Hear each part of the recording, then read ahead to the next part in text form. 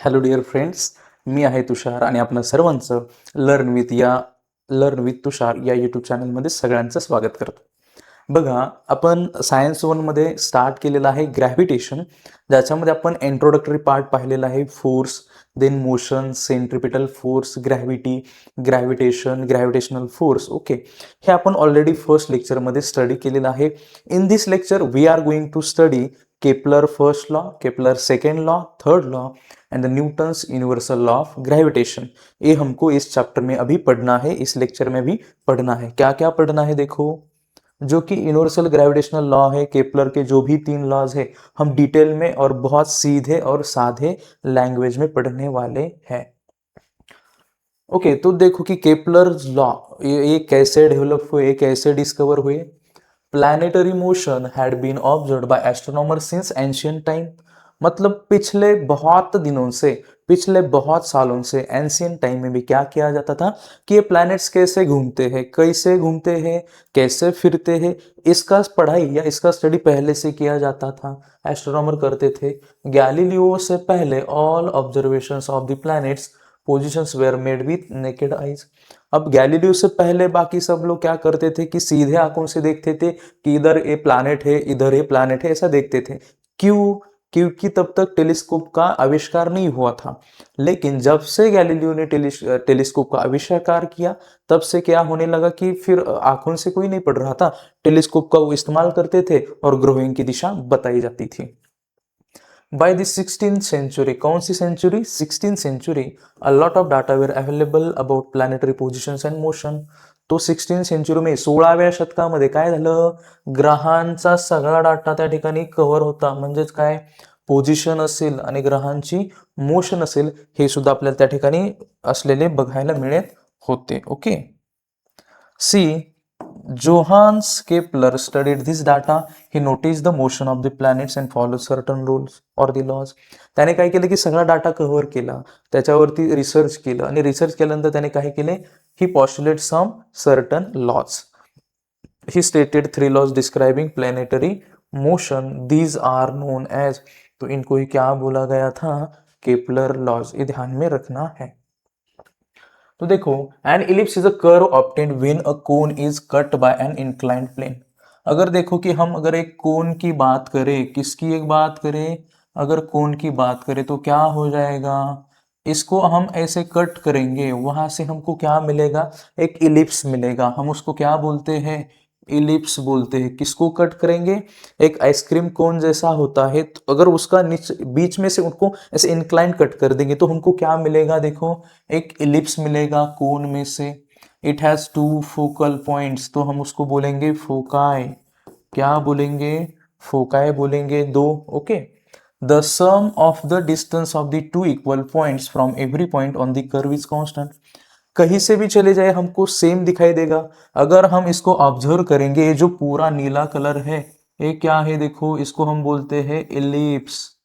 क्या बोलते हैं, इलिप्स बोलते हैं. अगर हम इसकी बात करें तो F1 और F2 क्या है, दो फोकस है. अगर एक होता तो उसको हम फोकस बोलते, दो है इसलिए फोकाई बोलेंगे. तो देखो, अगर हम बात करें कि A2F1, तो फिर क्या हो जाएगा, इसको दो फोकस कव्हर करने पडते हैं. म्हणजे जसं आपण मंदिरामध्ये गेल्यानंतर बघा, नारळ घेतो, त्याच्यानंतर वाहिण्यासाठी काही फुले घेतो आणि मग मंदिरात जातो. सेम मग या प्लॅनेट्सला, म्हणजे जो प्लॅनेट असेल एखादा, मग त्याला काय करावं लागणार आहे, एका पॉईंटला, एका फोकसला जावं लागणार आहे आणि दुसऱ्याही फोकसला, आणि मग जसं आपण मंदिरामध्ये जातो तसंच याही फोकसला आणि याही फोकसला दोघांकडे जावं लागणार आहे. मग इथं जर आपण पाहिले तर 3 पॉइंट्स आपल्याला दिसतात. दैट इज क्या है, देखो इधर ए है, तो ये किसकी तरफ जाएगा, F1 की तरफ, और F2, those are called as focal point. F1 भी फोकस है, F2 भी फोकस है, तो ए को F1 की तरफ भी जाना है और F2 की तरफ भी जाना है. अगर हम दूसरे पॉइंट की बात करें बी, तो इसको भी कहा जाना है, F1 की तरफ जाना है, फिर F2 की तरफ जाना है. किसी को नाराज नहीं करना है. अगर F1 पे गया और F2 पर नहीं गया तो वो नाराज हो जाएगा, इसलिए हमको दोनों पॉइंट्स को कवर करना है. अगर हम C की बात करें तो C को भी कहा जाना है F1 की तरफ और F2 की तरफ. तो इनका जो भी सम है वो क्या रहेगा, सेम रहेगा या कांस्टेंट रहेगा. देखो, AF1 plus AF2, AF1 plus AF2 plus BF1 plus BF2, okay, ये जो है फिर equal to CF1 plus CF2। इनका जो एडिशन है ये क्या है, इसको हम क्या बोलेंगे, कांस्टेंट बोलेंगे, ध्यान में रखो। ओके, और इसी के तहत हमको क्या सीखना है, केपलर्स के लॉ सीखने हैं। देखो केपलर फर्स्ट लॉ क्या कहता है, जैसे एक देखो बहुत सारे लोगों का कंफ्यूजन है कि हमारी जो पृथ्वी है एक ऐसी है, गोल है, सर्कुलर है, ये ही हमारा बहुत बड़ा कंफ्यूजन है। तो ऐसा सर्कुलर भी नहीं है और घूमती भी सर्कुलर नहीं है, तो ध्यान में रखना है। देखो अगर हम फर्स्ट लॉ की बात करें तो ए जो है, ए क्या है, ए है प्लैनेट। देखो ए क्या है, प्लैनेट, और ये लाल रंग से जो दिखाई देता है इसको बोलते हैं सन, जिसको हमने एस से इंडिकेट किया है। अब अगर ए एरिया है, ए टू बी से तक जाएगा, तो देखो जो भी ए प्लैनेट है, अगर हम अर्थ की बात करें तो अर्थ क्या करेगा, इसके आजू बाजू घूमेगा। अगर हम इसकी बात करें तो ये क्या है, एलिप्स है। तो अगर जब पृथ्वी घूमेगी घूमेगी तो क्या होगा, कैसा रोटेशन होगा, तो ध्यान में रखना है एलिप्टिकल ऑर्बिट में घूमेगी। कौन से ऑर्बिट में, एलिप्टिकल ऑर्बिट में। किसके अराउंड में, सन के अराउंड में, ये हमको ध्यान में रखना है। तो वही अगर हम बात करें तो सन हमेशा फोकस पे रहेगा, ना कि सेंटर पे। ये बहुत बार कंफ्यूजन हो सकता है, इसलिए ध्यान में रखना है सन ना कि सेंटर पे होता है, सन हमेशा कोई एक फोकस पे होता है। इसलिए सन को हम बोलते हैं जो बैठा है फोकस पे वही होता है बॉस। तो अगर हम यहाँ बात करें तो सन क्या हो गया, बॉस हो गया। अब देखो लॉ क्या कहता है, the orbit of a planet is an ellipse with the sun at one of the foci. मतलब जो भी प्लैनेट है जो सन के अराउंड घूमेगा, तब ये सन कहाँ रहेगा, फोकस पे, ना कि सेंटर पे। ये ध्यान रखना है, सन कहाँ रहेगा, फोकस पे, ना कि सेंटर पे। यस किससे डिनोट किया है, देखो यस मतलब सन को हमने डिनोट किया है उसका पोजीशन। बहुत बार इसलिए सर्कुलर नहीं होगा, जो भी मोशन है प्लैनेट्स का सन के अराउंड, ये क्या नहीं होगा, सर्कुलर नहीं होगा। तो ध्यान में रखना है। बहुत बार अगर किसी ने एग्जाम में लिखा, क्या लिखा कि that orbit it is a circular, that earth is moving around the sun, it is that path is circular, तो फिर केपलर जी को बहुत बुरा लगेगा। वो बोलेंगे कि मेरे तो नियम की ऐसी की तैसी कर दी। तो ऐसा हमको नहीं करना है, जो भी है फॉर्मल वही हमको पढ़ना है। अब देखो दूसरा लॉ क्या कहता है, अगर देखो कि अगर प्लैनेट है, फिर से ए, प्लैनेट ए है, ये से गया बी तक, सन हमेशा कहाँ रहता है, फोकस पे रहता है, ध्यान में रखो।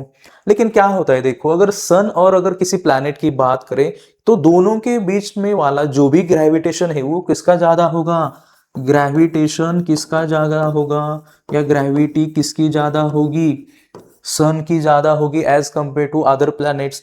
तो जब देखो अगर ए प्लैनेट इधर आएगा सन के थोड़ा सा नजदीक, तो उसका स्पीड क्या हो जाएगा, बढ़ जाएगा। जैसे उसका स्पीड पास आ जाएगा नजदीक, वैसे स्पीड बढ़ता चला जाएगा। जैसे वो सी पॉइंट तक जाएगा वो स्पीड क्या करेगा, कम कर देगा। कैसे देखो, जब भी कभी हमारे स्कूल के प्रिंसिपल हमारे आसपास होते तो वहां से हम भागने लगते हैं, क्योंकि वो हमको पकड़ लेंगे, इसलिए वहां से भागते हैं जब प्रिंसिपल हमारे नजदीक होते हैं। जैसे सर जी दूर चले जाएंगे हमारा भी स्पीड क्या हो जाता है, कम हो जाता है, लेकिन एरिया तो इक्वल रहेगा, ये ध्यान में रखना है।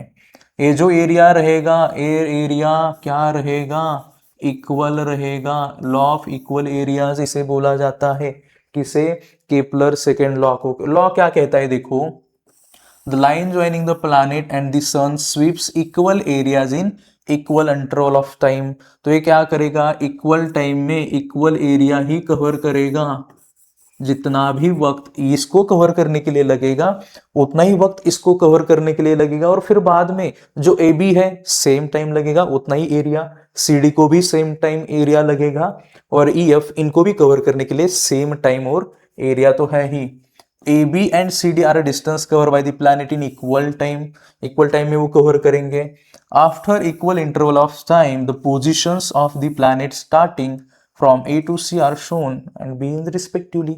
हमको दिखाई देता है A to B, then C to D, E to F, सभी कांस्टेंट है, एरिया कांस्टेंट है, लगभग टाइम भी उनका क्या है, समान है। The straight line A S and C S sweeps equal areas in equal interval of time, that is area of ASB and CSD are equal. ASB अगर हम बात करें ASB एंड किसका, ये देखो CSD, इनको भी हम क्या बोलेंगे, इक्वल बोलेंगे, या ESF, ये भी एरिया क्या रहेगा, सेम रहेगा। ये थोड़ा ध्यान में रख सकते हैं हम। जितना सन के नजदीक वो ज्यादा स्पीड बजाएगा, प्रिंसिपल नजदीक स्टूडेंट का स्पीड ज्यादा रहेगा, जैसे दूर चला जाएगा स्पीड कम होता चला जाएगा। यह है सेकेंड लॉ, ध्यान में रखना है। थर्ड लॉ देखो क्या है, the square of its period of revolution around the sun is directly proportional to the cube of the mean distance of the planet from the sun।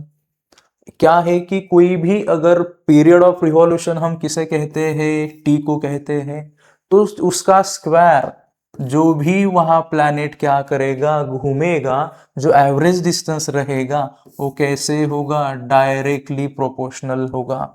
T square is directly proportional to the R cube. अब देखो कि अगर हमारे school से हमारा घर या हमारे घर से स्कूल अगर नजदीक है तो थोड़ा कम टाइम लगेगा हमको पहुंचने के लिए। वैसे ही फॉर एक्झाम्पल बघा, जर आपल्याला आपल्या घरापासून शाळेपर्यंत पोहोचण्यासाठी म्हणजे 500 मीटर अंतर असेल तर खूप वेळ कमी लागणार आहे, पण तेच अंतर जर समजा 10 किंवा 15 किलोमीटर असेल तर ते अंतर जास्त आहे, म्हणजे आपल्याला टाइम पण जास्त लागणार आहे। सेम याला आपण बोलतो period of revolution, T for period of revolution and r is the average distance of planet from the sun। म्हणजेच काय की जेवढा डिस्टन्स जास्त तेवढा टाइम जास्त लागणार आहे। जर आपण पाहिलं बघा, मर्क्युरी तो सबको पता आहे, मर्क्युरी हा एकदम सनच्या खूप जवळ आहे, तर त्याच्यासाठी किती डेज लागतात, 88 डेज लागतात कंप्लीट करण्यासाठी। ओके, एंड सेम टाइम जर अपन दूसरा ग्रह पाहिला, दैट इज कौन सा वाला, नेपच्यून, इसको लगते हैं 165 ईयर्स, मतलब ये बहुत दूर है। तो जितना ज्यादा टाइम, जितना ज्यादा डिस्टेंस उतना ज्यादा टाइम, जितना कम डिस्टेंस उतना कम टाइम, इस लॉ से हम ये सीखते हैं।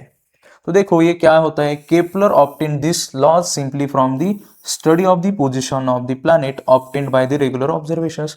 तो हर रोज वो क्या करते थे, ऑब्जर्व करते थे, फिर उन्होंने क्या किया, एक कंक्लूजन निकाला। क्या कंक्लूजन निकाला इन्होंने कि क्या हो सकता है, प्लैनेट्स है जो भी क्या कर सकते हैं, दिखाई देते हैं हमें। ओके, ये हमें दिखाई देता है। He had no explanation as to why planets obey these laws। अब इनके पास एक्सप्लेनेशन था नहीं कि ये जो है कंसेप्ट, ये लॉज क्यों फॉलो करते हैं या ओबेज करते हैं। सो हमको फिर देखना है, this laws help Newton's in the formulation of his theory of gravitation में कुछ मदद होती है या नहीं। अगर हम इंट्रोडक्शन की बात करें, कौन से, अगर केपलर साहब की बात करें, इनको पोस्ट कैसे मिली, केपलर्स इतने महान कैसे हुए। देखो, Johns Kepler from 1571 to 1630 was a German astronomers. ये कौन थे, थोड़ा याद रखो, जर्मन एस्ट्रोनॉमर्स है एंड मैथमेटिशियन, गणितज्ञ है। हे कोण आहेत, गणितज्ञ। खरं तर मॅथमॅटिक्स असा सब्जेक्ट आहे की सगळ्याच सब्जेक्टशी तो कोरिलेटेड आहे, त्यामुळे मॅथमॅटिक्स ज्याचा चांगला असेल ना त्याला सगळेच सब्जेक्ट खूप छान जातात, त्यामुळे मॅथमॅटिक्स आपल्याला करणं गरजेचं आहे। He stated working a helper to the famous astronomer Tycho Brahe in Prague 1600। As he has started his working under the guidance of Brahe in 16th century। After the sudden death of Brahe in 1601, Brahe वो चल बसे थे उस समय, कब, 1601 में। Kepler was appointed as the royal mathematician in his place. अब वो चले गए, पोस्ट तो खाली थी, फिर क्या किया गया, उनको पोस्ट दे दी गई रॉयल मैथमेटिशियन करके। Kepler use the observations of planetary positions made by the Brahe to discover the laws of planetary motion. जो ब्राहे साहब ने बनाए थे, कुछ डाटा कवर किया था, कलेक्ट किया था, उसकी मदद से केपलर जी ने क्या किया, उसकी मदद से कुछ पोजीशंस बताने की कोशिश की। And he wrote several books, बहुत सारी किताबें भी उन्होंने लिखी, ये भी ध्यान में रखना है। And his work was later use Newton in postulating is laws of gravitation. तो ग्रेविटेशन में इनका इस्तेमाल बहुत बार किया गया, ये हमको ध्यान में रखना है। देखो नेक्स्ट कंसेप्ट क्या है, न्यूटन्स यूनिवर्सल ऑफ ग्रेविटेशन, ये भी हमको ध्यान में रखना है। अब ये हम कैसे ध्यान में रख सकते हैं, देखो कैसे, अगर ये दो कोई भी ऑब्जेक्ट है तो हमें पता है कि उनके बीच में ग्रेविटेशनल फोर्स होता है, डिस्टेंस भी होता है। तो समझो कि अगर हमारे कोई दो दोस्त है, अगर हम उनको एक क्लास में बिठाएंगे क्या हो जाएगा, फिर ये बहुत ज्यादा बातें करेंगे, बराबर है। अगर उन्हीं दोनों लोगों को थोड़ा सा दूर कर देंगे, किसी दो दो सेपरेट क्लासेस में उनको बिठा देंगे, दोन वेगवेगळ्या वर्गामध्ये जर त्यांना बसवलं तर ते बोलतील का, बरं नाहीत बोलणार आहे। म्हणजे जर डिस्टन्स वाढवलं त्यांच्यामधलं तर ग्रॅव्हिटेशनल फोर्स काय होणार आहे, कमी होणार आहे। म्हणजे बघा जर डिस्टन्स कमी झालं म्हणजेच काय होणार, अट्रॅक्शन वाढणार आहे, अँड डिस्टन्स वाढलं तर अट्रॅक्शन कमी होणार आहे। हे ऑब्जेक्टच्या बाबतीमध्ये होतं। ह्युमन म्हणजे काही असतात बघा, काही लोक असतात की त्यांच्यामध्ये असं म्हणतात की लॉन्ग रिलेशन किंवा जास्त दिवस लांब राहिल्यानंतर वो प्यार बढ़ जाता है। वो कब होता है पता है ऑब्जेक्ट के अंदर, जब भी डिस्टेंस कम हो जाएगा तो उनके बीच में प्यार बढ़ जाएगा, डिस्टेंस ज्यादा हो जाएगा प्यार कम हो जाएगा। ये ध्यान में रखना है। कैसे, डिस्टेंस बढ़ेगा ग्रेविटेशनल फोर्स कम होगा, डिस्टेंस कम है ग्रेविटेशनल फोर्स ज्यादा रहेगा। तो दो फ्रेंड कौन है, देखो हमारा एक फ्रेंड है, ये दूसरा फ्रेंड है, एक का मास है m1, दूसरे का मास है m2, ये हमें पता है। अब ये Newton's universal law of gravitation क्या कहता है, देखो काय म्हणतोय न्यूटनचा law, this theory every object in the universe attracted every other object with a definite force. प्रत्येक वस्तू एकमेकांकडे आकर्षित होते, प्रत्येक वस्तू एकमेकांना अट्रॅक्ट करते, वस्तू अट्रॅक्ट करते, हे लक्षात ठेवायचे। बाकीच्या गोष्टी अट्रॅक्ट होत असतील तर चांगली गोष्ट आहे, नसतील तरी पण चांगले, पण ज्या काही ऑब्जेक्ट असतील ते एकमेकांकडे काय होतात, अट्रॅक्ट होतात विथ सम डेफिनाइट फोर्स। मग तो जो फोर्स आहे it is directly proportional to the product of the masses of the two object and it is inversely proportional to the square of the distance between them. जर आपण विचार केला तर तो फोर्स आहे, तर काय म्हटलेले की product of the masses m1 and m2 it is a directly proportional, it is a directly proportional to the product of the masses of the two object and it is inversely proportional to the distance between them। अब ये जो है इनका बीच में का जो भी relation है हमको फाइंड आउट करना है। अगर हम बात करें देखो F is directly proportional to m1 m2 divided by D square, ऐसा हम लिख सकते हैं। या दूसरी बात कैसे लिख सकते हैं, देखो हम इसको कांस्टेंट ले लेंगे, फिर m1 m2 divided by D square. अगर हम g की बात करें, हम g की बात करें तो g क्या है, यूनिवर्सल ग्रेविटेशनल कांस्टेंट, तो इसकी वैल्यू जो है 6.673 इंटू 10⁻⁻11 न्यूटन मीटर स्क्वायर पर किलोग्राम स्क्वायर, ऐसे हम लिख सकते हैं। ये है यूनिवर्सल ग्रेविटेशनल कांस्टेंट। m1 है mass of the first object, m2 mass of the second object, d है दोनों के बीच में का डिस्टेंस m1 m2, जो बीच वाला डिस्टेंस है उसको हम क्या कहेंगे, d कहेंगे। फोर्स तो हम सभी को पता है। g क्या है, कांस्टेंट है, proportionality and is called as universal gravitational constant. इसकी वैल्यू बहुत इंपॉर्टेंट है, बहुत बार इस वैल्यू को पूछा जाता है कि इस वैल्यू का क्या है महत्व, एसआई यूनिट क्या है, यूनिवर्सल ग्रेविटेशनल कांस्टेंट क्या है, ये बहुत बार ऐसा पूछा जाता है। और क्या क्वेश्चन इसके ऊपर पूछा जाता है, देखो अगर हम क्या करें कि मास बढ़ा देंगे तो फिर क्या हो जाएगा, अगर मास बढ़ा देंगे तो फोर्स भी क्या हो जाएगा, बढ़ जाएगा, यहां से हमको दिखता है। अगर हम मास डबल करेंगे तो फोर्स फिर से डबल हो जाएगा, ये हमें पता है। अगर हम डिस्टेंस, मतलब ये जो डिस्टेंस है इसको क्या करेंगे, अगर डिस्टेंस को हम बढ़ाएंगे तो फोर्स क्या हो जाएगा, कम हो जाएगा, ग्रॅव्हिटेशन कम हो जाएगा, ग्रॅव्हिटी कम हो जाएगी। दोन्ही मित्रांना लांब ठेवलं त्यांच्यामध्ये बोलणं होणार नाही, फोर्स कमी होणार, ग्रॅव्हिटी त्यांच्यामधली कमी होणार। अजून काय विचारलं जातं बघा की समजा याच्यामध्ये काय केलं की डिस्टन्स जे आहे जर स्क्वेअरने किंवा डबलने कमी झालं, डिस्टन्स जर डबलने कमी झालं तर काय होईल? मग जो फोर्स आहे किंवा आपण बोलतो की ग्रॅव्हिटेशन आहे तो 4 टाइम्स काय होणार आहे? कमी होईल का जास्त होईल? जर आपण डिस्टन्स काय केलं, डिस्टन्स जर वाढवलं, डबल केलं, तर फोर्स हा आपल्याला 4 टाइम कमी झालेला बघायला मिळतो. ओके, अशा प्रकारे आपण केपलर्स लॉ ऑफ ग्रॅव्हिटेशन हेही शिकलेलो आहोत. त्याच्यानंतर त्यांचं इंट्रोडक्शन असेल सायंटिस्टचं आणि युनिव्हर्सल लॉ ऑफ ग्रॅव्हिटेशन. याच्यावरती क्वेश्चन असतातच. जर केपलर लॉचा आपण विचार केला तर 3 मार्क्सला क्वेश्चन त्याच्यावरती विचारतातच. आणि युनिव्हर्सल लॉ ऑफ ग्रॅव्हिटेशन याच्यावरती विचारलं जातं. डायग्राम बेस्ड काही क्वेश्चन दिलेले असतात. फॉर एक्झाम्पल मास जर दुप्पट केलं तर काय होईल, मास कमी केलं तर काय होईल, डिस्टन्स वाढवलं तर काय होईल, डिस्टन्स कमी केलं तर काय होणार आहे. तर अशा खूप गोष्टी आहेत. ओके, त्यामुळे खूप ह्या गोष्टी आपल्याला इझिली लक्षात ठेवायच्या आहेत की ऍक्च्युली समजा डिस्टन्स कमी केलं तर काय होईल, जास्त केलं तर काय होईल. अशा प्रकारे आपण या लेक्चरमध्ये अशा गोष्टी पाहिलेल्या आहेत. आय होप तुम्हाला या गोष्टी समजलेल्या असतील आणि तुम्ही याचा स्टडी करत असाल. 2027च्या बोर्ड एक्झामची तुम्ही चांगल्या प्रकारे तयारी करत असणार. तुमच्यापर्यंत हा व्हिडिओ पोहोचत आहे. अशाच प्रकारे तुम्ही तयारी करा आणि तुमच्या काही कमेंट्स, तुमचे काही डाऊट्स असतील तर कमेंट सेक्शनमध्ये त्या ठिकाणी द्यायला विसरू नका. नेक्स्ट लेक्चरमध्ये आपण काय पाहणार आहोत, ॲक्सेलरेशन ड्यू टू ग्रॅव्हिटी असेल, त्याच्यानंतर variation in the value of G, याचा स्टडी आपण नेक्स्ट लेक्चरमध्ये करणार आहोत. तर आपला चॅनल सबस्क्राईब करायला आणि शेअर करायला विसरू नका. थँक्यू.